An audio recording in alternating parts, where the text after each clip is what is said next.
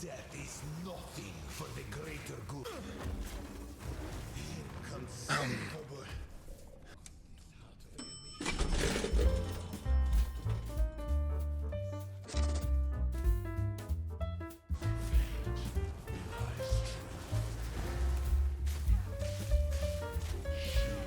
What? What? Wait, what? Defeat the Arbiter. Late. The fourth edict already burns for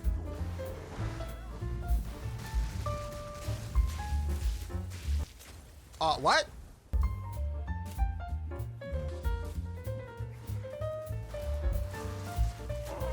What? Mother soul. Wait. Hey guys, you're here. Today, let's talk about my new build, Pathfinder Crit Poisonous Concoction. And before we talk about how the build works and why it works the way it does, let's go over how much damage it does. This is a eye level 79 boss. After I turned 90 today on stream, as you can see, I throw out Eye of Winter and the boss is dead. Did you blink? Yeah, this boss has 5 million life and he died in 3 hits. And I attack once every half a second. You do the math. Anyways, don't add Jonathan. I know it's going to get nerfed. It's fine. But let's go over why this build does this much damage, right? First, why crit? A lot of peaconks, they scale poison damage, right? On Pathfinder.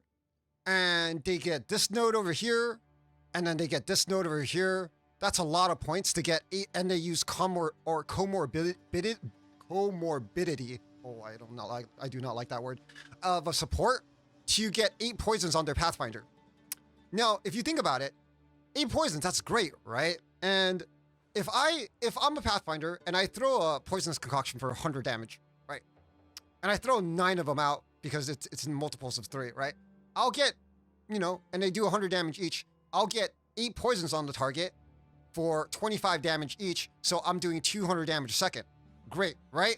It's pretty good. But what if I only do 2 poisons and they're crits? So I throw 9 peaconks, right, with 40% crit, or 45% crit, and 4 of them crit. That means it's going to take the 2 largest poisons out of the 4 crits and apply them. Not only if I have 400 multi that I'm doing more damage to you in terms of the poison, because I've now rolled, a 400% multiplier on each of the crits, but I also rolled the biggest damage intervals or the biggest damage variables, right? Because every skill has a damage variable, right? So Peaconk, you can see over here, it's like, on the skill, it's 1614 to 2422. So when you roll higher, then your poisons are obviously going to do more damage, right? So there's that. So that's why we're crit. And you're going, oh crap, Poisonous Concoction has 5% crit. That's why no one goes crit, right? Okay, so what we're doing is first we're using Eye of Winter, right? And Eye of Winter with Unleash will pump out the 10% critical weakness, right? A lot of people use Rain of Arrows to generate Wither. We use Eye of Winter instead. It does everything that Rain of Arrows does, and it gives you critical weakness.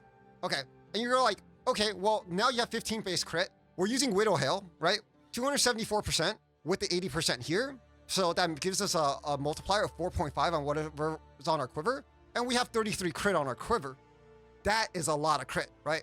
This alone, plus the critical weakness, and 1, 2, 3, 4, 5, 6, 7, 8, 9 points on my tree will give me roughly around 44% crit, which is plenty to get the big poisons as well as do the big single target damage from hits, right? So not only do our poisons do more damage than the normal Pathfinder Peaconks, our hits also do substantially more damage than them. Okay, so that's how the build works. And let me explain to you how it all comes together. First, we are Widow Hail. I just explained to you, it modifies the quiver. The quiver has +2 prod skills on it, times 4.5 is 9 skills, which makes that combined with our amulet and this mod on the tree will make our Peaconk from level 20 to level 34, giving it 1614 to 2422. That is an average of 2,000 damage. At attack damage multiplier of 219. I don't know if you know what that means, but it's a lot of damage. Okay, on top of that, we're going crit with crit multi, which gives us even more damage. And we also have a bunch of base damage scaling from the quiver itself, because damage with bow skills is kind of messed up at the moment. So I think this is happening because they wanted unarmed things to work with monks. So all the quarterstaff skill nodes work with unarmed. So I guess they didn't change it with bows. So now bow skills work while you're holding a bow on an unarmed attack also. Will this get fixed later? Maybe. And if it does, it will destroy our damage, but who cares? Okay, for now it works. Who knows when they're gonna fix this? So that gives us, 40 times 4.5% increase.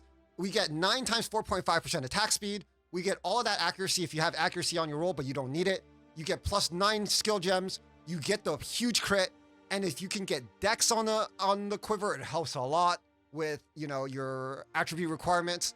Projectile speed also makes your Peaconk still really, really fast. If you can get any of those mods, it's really, really good. Priority is always plus 2. That's mandatory. Okay. The bow skills damage is mandatory.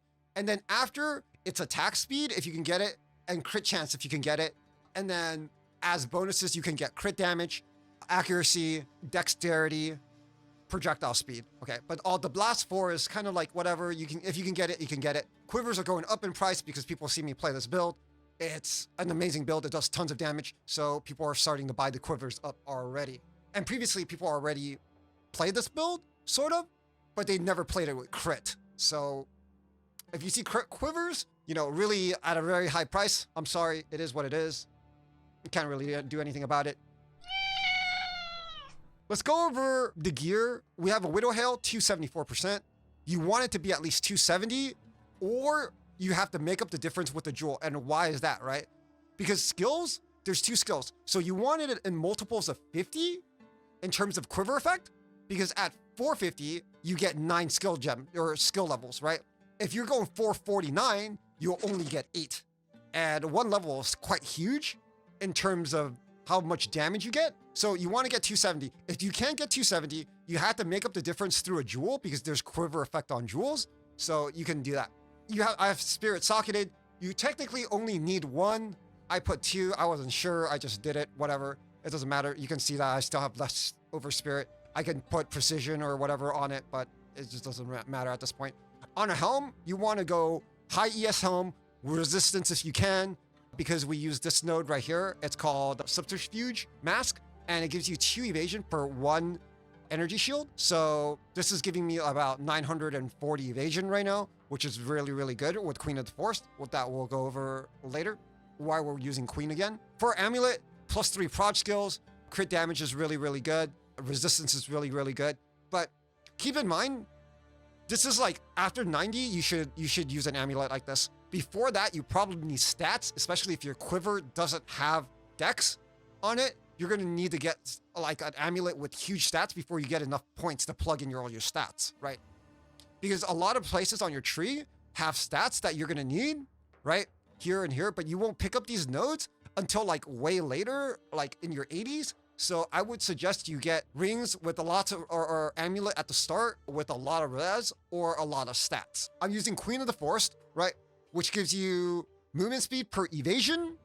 And as you can see here, we have quite a bit of evasion. 33K, 36K, 83% movement speed, which is insanely fast, right? For a character. Why are we using Queen of Force again?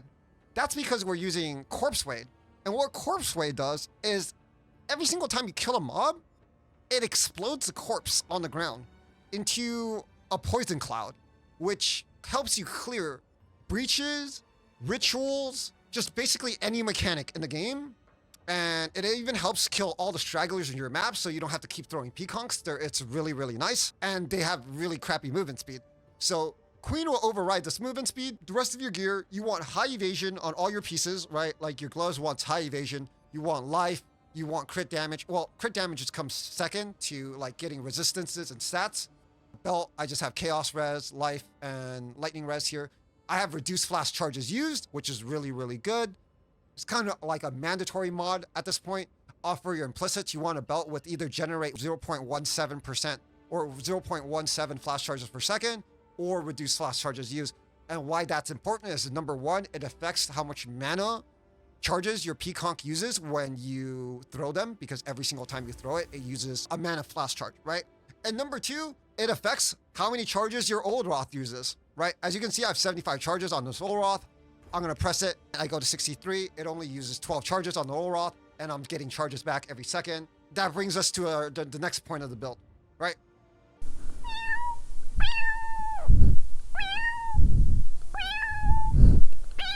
So on our tree, you can see that we have life flask nodes everywhere. I eventually will get this node too.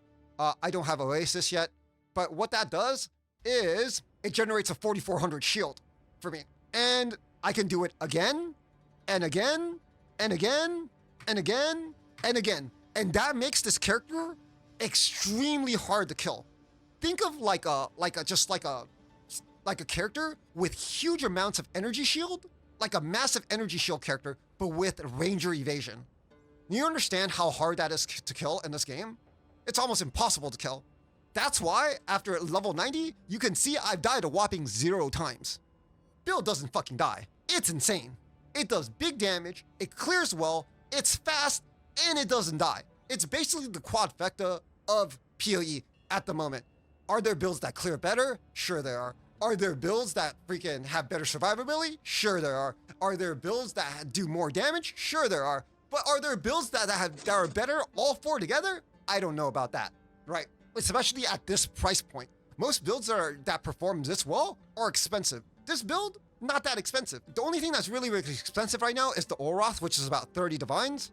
The Queen of the Force is about 5, but the rest of the gear you can probably get for a divine each, a piece. And I don't think for a high-end build, that's really, really bad right now in terms of like PoE currency. Let's go over the tree a little bit.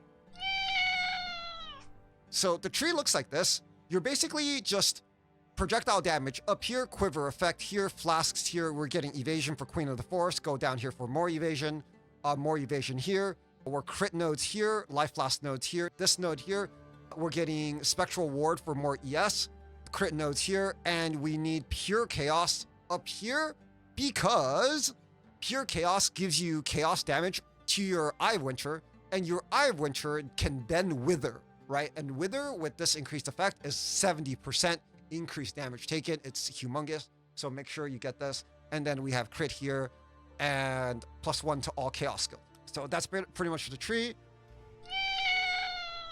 Skills wise, we have Decompose on our boots. We have Spell Echo here with Comorbidity, hate that word, Deadly Poison, and Magnify Effect. Okay, another good reason why going crit is so good on Peaconk is because you don't have to use all the poison supports on your Peaconk. So you can put them on your boots and they do so much more damage than other people's boots just because of that fact you're going all damage gems on your Peaconk. On your Peaconk, you have Scatter Shot for, 2 more projectiles, which is very important. Martial Tempo for faster attacks. Very, very good. Chaos Infusion, 25% damage is extra chaos. I don't do any other sorts of damage anyways. So +1 to chaos skills here from Chaos Mastery. And our last support is Close Combat. If you don't like close combat, if you can't afford the Flask, and you can play the Far Shot one, which is called, I don't know, look it up. I have Winter here, and this is what makes the build, right? So I Winter with Withering Touch and the mastery that I mentioned, not the mastery, the node I mentioned earlier will make I Winter do chaos damage. As you can see, when I hit this button, it will do 12 to 19 chaos damage. And that's important because Withering Touch says you have to deal chaos damage, right, to apply Wither. So now it will apply 10 stacks of Wither on 1 cast, right? So as you can see in the start of the video I just showed you with the boss, you cast 1 of Eye of Winter, it's going to give you 10 stacks of critical weakness, or 20 stacks of critical weakness, right? Give you 10% crit, and it's going to give you 10 stacks of Withering Touch. And we're going to combo that with Persistence for a longer effect on the critical weakness and the Withering Step. We have Unleash, which shoots multiple ones, so you can get all of that, so you can get multiple hits, so you can get all of these effects. And we have Inspiration to help alleviate some of the massive mana cost that Eye of Winter actually has. You can see cost 238 mana. It's not great, right? This is useless. Don't worry about that. Wind Dancer, we have Blind and Maim. Despair, we have Life Tap here, which I'll explain in a bit, and Heightened Curse and Focus Curse, right? And then we have Herald of Plague to spray poisons, and on bosses, you can turn off Herald of Plague and go Ghost Stance to replenish energy shield when you get hit, an Alchemist Boon to give you more flash charges per second. And you're like, Why do you need life tap when your skill doesn't use mana? Okay, so here's the thing. Right now, I'm pressing my life flask, right? As you can see, I'm at full life, and nothing's happening, right? Because the game does not allow you to use a life flask when you are on full life. And that makes this flask a lot worse when you can't do that. And I discovered which something might be a bug, whatever, I don't know. But apparently, when you life tap your spells, you set your life to a decimal. And when you heal, it'll heal you up to, like, I don't know, 106.7, and the game will round it up, right? And you're technically never at full life when this happens, but you are at full life, but you're not at full life, but you are at full life, and you're not at full life. But you can see I press my flask again, it'll go off, right? You see, 8 seconds. And if I press it again, it'll go off again, right? But if you heal yourself to actual full life, if you have regen on your gear, it'll completely brick this because it'll no longer work. I'm hitting the button, I'm at full life, it doesn't work anymore. But as soon as I cast this, and I do this, I can start casting it again, right? Repeatedly, right? So this little trick is keeping me alive basically through everything, right? I can get the shield up to about 6k, 7k, and I can just straight up just tank boss hits like mad, right? I don't really even care. The character is basically invincible as far as I'm concerned. So that's pretty much it for the build. Big damage, big movement speed, decent clear. I would say the clear is not as great as a lot of the top tier builds, but it's a build that doesn't die. And you know on YouTube, everyone's build is tanky until they type /deaths. And it doesn't seem that tanky anymore. And then the excuses come whopping, the QQ keeps up, the game's too hard, I got exploded on by a corpse explode. Yeah, it happens to everyone, okay? But this build is actually tanky, and it's actually fat, and it's actually fast, and it actually does damage, right? So I hope you guys enjoy the build. I'm gonna go over leveling a little bit on the build, just to make sure people understand leveling. So you start off Ranger, and what you want to do is you want to get like a Widow Hail with like increased lightning damage, right? And you want to slap on like a whatever bow, like whatever quiver, like a low level quiver. You can gamble this, you know, at the dude, and to get all the flat as possible. You're gonna go lightning arrow at first. You're gonna go lightning rod, and it's just lightning rod, lightning arrow, lightning rod, lightning arrow, right? And then until you get to your level 20s, until you can ascend. Remember, picking up jewelry with flat is really, really good, right? Especially at the start. Even like small numbers of flat, you see this ring has, you know, level 4, 1 to 4, 2 to 4, 1 to 5. It really helps you, right? A lot. So getting gloves with flat, right? At the very start, really helps you make your leveling process very smooth, right? Until you get to your 20s. And by then, what you want to do is, number one, you want to get a mana flask, which gain charges per second, right? And you want to use this ring, which also gives you mana flash charges per second, because you need to be able to sustain your Peaconk when you get it. And it's really hard at first when you don't have skill points, but with these two items, it should be no problem.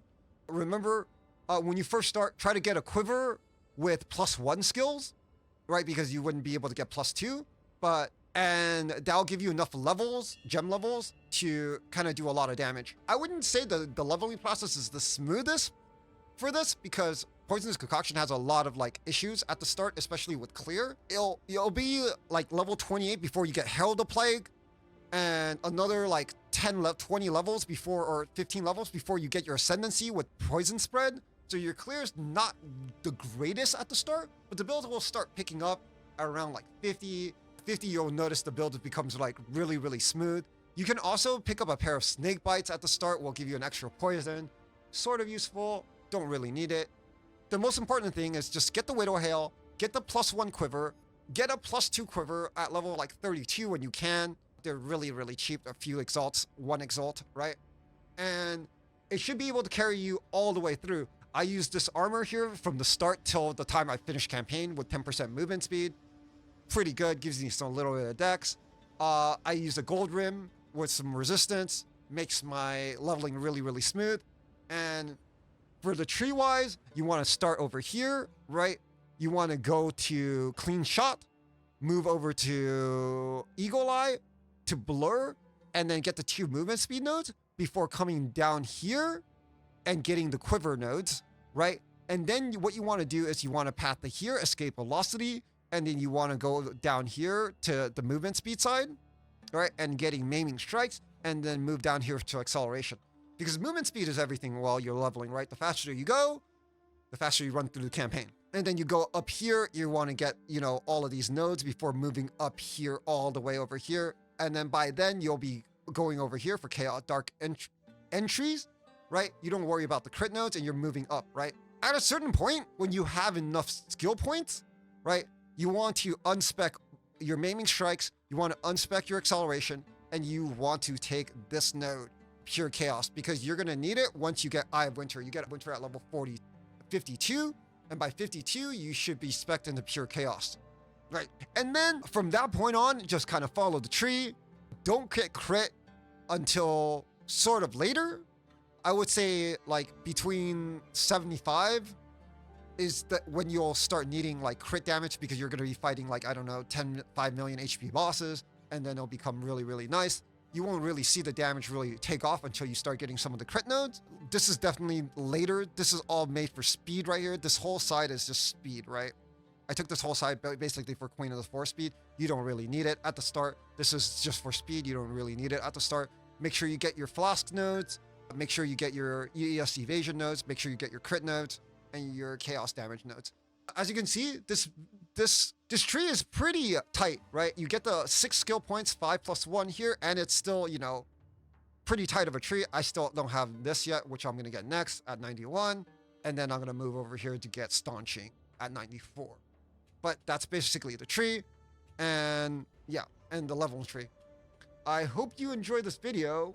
I hope you enjoyed this build, because I think it's one of the best out there for Pathfinder. It literally checks every single box. It does damage. It has clear. It moves fast. And it never dies.